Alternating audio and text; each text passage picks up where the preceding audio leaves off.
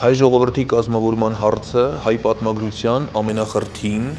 ժամանակի ընթացքում միտումնավոր խճողված, սակայն իր վերջնական արդարացի և ճիշտ լուծմանը կարոտ հարցերից մեկն է։ Չնայած հայ ժողովրդի ծագման վերաբերյալ մեզ են հասել մատենագիտական, հնագիտական, լեզվաբանական, ազգագրական և այլ կարգի ուղղակի և անուղղակի բազում վկայություններ, սակայն առ այսօր այն շարունակում է մնալ հայ պատմագրության վիճահարույց հարցերից մեկը։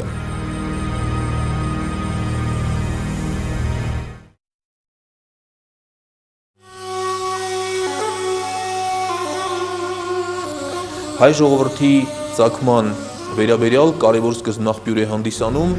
հայկական ավանդազրույցը, որը հայտնի է նաև Հայքի և Բելի առասպել անունով։ Այն մեզ է հասել իր մի քանի տարբերակներով, պահպանված 5-րդ դարի հայ պատմիչ Մովսես Խորենացու հայոց պատմության մեջ,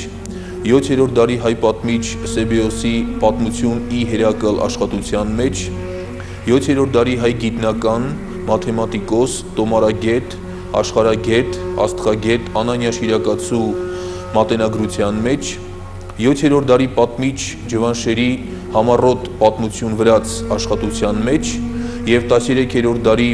հայ հեղինակ վանական վարդապետի Հաղագաս Տարեմտին աշխատության մեջ։ Վերոհիշյալ մատենագիրներից թերևս առանձնանում են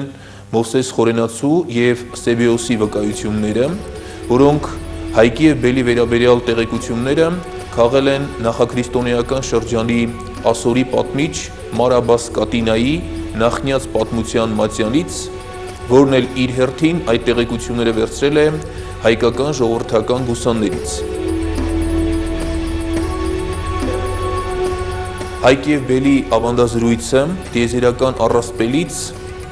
ավանդավեպի փոխարկվելու հնամենի մի նմուշ է, որի ենթահիմքում ընկած է լույս և գարուն իմաստավորող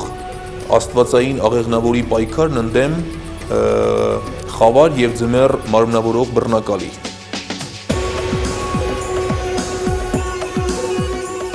Ըստ հին հայոց ծննդաբանական այդ դիցավեպի հայ ժողովրդի անվանադիր նախնի ռազմի գերագույն աստված Աստվածազարմ Հայկը, որը Թորգոմ Նահապետի որդին էր, իսկ Թորգոմ Նահապետը ըստ Աստվածաշնչի Նոյ Նահապետի երրորդ որդու Հաբետ Նահապետի թոռն էր, ըստ Խորենացու Հաբետ Նահապետի ծոռը, այդ Հայկը, ինչպես պատմահայր Մովսես Խորենացին է վկայում, վայելչակազմ էր, թիկնավետ, գեղագանգուր մազերով, վառվռուն աչքերով և հաստ բազուկներով։ Նա քաջ և երևելի հանդիսացավ հսկաների մեջ, դիմադրող այն բոլորին, որոնք ձեռք էին բարձրացնում հսկաների և ջութազուների վրա տիրապետելու։ Ըստ աստվածաշնչյան մի ավանդազրույցի, համաշխարհային ջրհեղեղից հետո մարդկությունը փորձում է Սենաարի, այն է միջագետքի դաշտում կառուցել քաղաք, որտեղ պետք է վերխոյանար մի աշտարակ, որի բարձրությունը պետք է հասներ երկինք։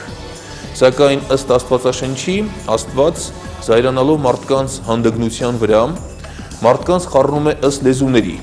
որոնք էլ իրար չհասկանալով կիսատ են թողնում աշտարակը և սփռվում ու տարածվում են աշխարհով մեկ։ Անավարտ քաղաքը կոչվում է Բաբելոն, այսինքն խառնակցությունների վայր։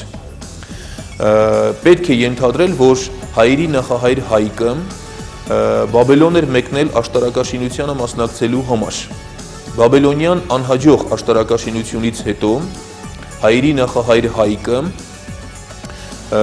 ըմբոստանում և ապստամբություն է բարձրացնում մարդկության առաջին բռնակալ Բելի տիրապետության դեմ, որին հաջողվել էր բռնանալ մյուսների վրա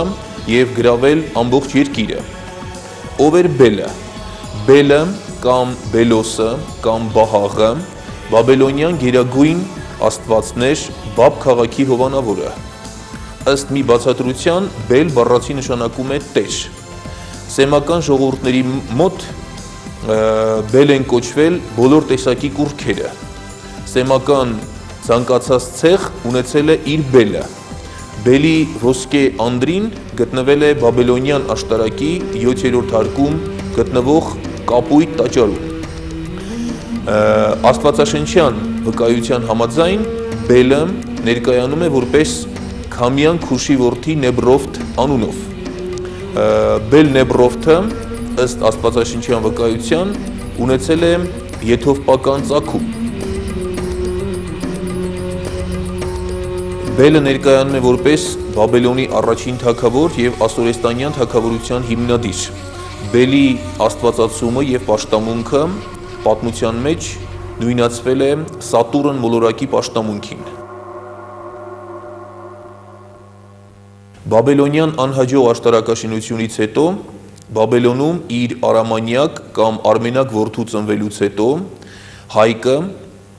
իր որդիների, դուստրերի, որդիների եւ զորավոր մարդկանց հետ միասին թվով 300 հոգի, որոնց հարել էին նաեւ ընդոցիներ, այսինքն ոչ արյունակցական կապով կապված մարդկանց խումբ եւ ընդհանուր առմամբ իր ողջ տուն ու տեղով, ինչպես Խորենացին է նշում, չվում գնում է դեպի հյուսիս, դեպի Արարատի երկիրը։ Ըստ հայ նշանավոր պատմաբան Միքայել Չամչյանի, Հայկը Բաբելոնից հեռացել է մեր թվարկությունից առաջ 2107 թվականին։ Հայկը բնակություն է հաստատում մի լեռան մոտակայքում, ուր նա կառուցում է մի բնակավայր եւ այն նվիրում է իր թոռանը Կադմոսին։ Հետագայում այդ բնակավայրը հայտնի է դառնում Կադմեատում անունով։ Այստեղից նա ուղղություն է վերցնում դեպի հյուսիս արևմուտք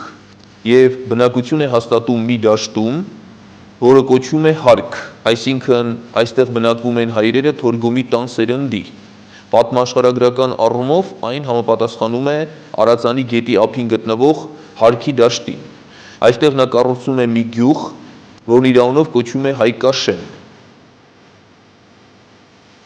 Բելն իմանալով Հայկի անհնազանդության մասին, իր որդիներից մեկի գլխավորությամբ մի պատգամավորություն է ուղարկում Հայաստան եւ պահանջում է, որպեսզի Հայկը